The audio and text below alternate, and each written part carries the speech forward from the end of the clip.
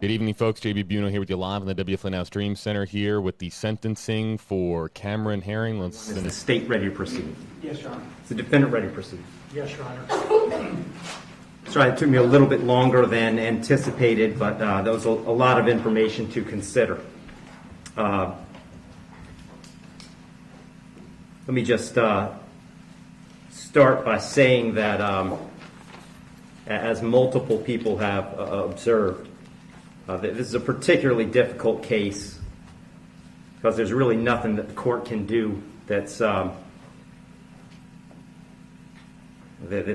capable of fixing the harm that has been caused to the victims in this case. So that being said, I've got to start with the law. I'm bound by the law, and the law gives me a guideline for how to analyze an appropriate sentence in this case. So I want to start with the Camacho case.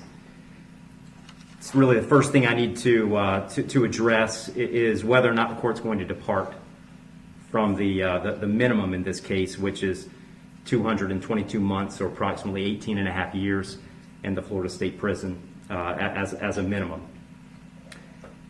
The Camacho case, as Mr. Fitzgibbons pointed out and argued, lays out really a three-factor test. Is there a valid legal basis for departure? Is there competent substantial evidence that the facts support an application? Or do the facts apply to the departure basis that is being asserted? To both of those questions, I answer those yes. There is a valid legal basis for departure, and there is competent substantial evidence that would support a departure. And really, I'd find that as to all of the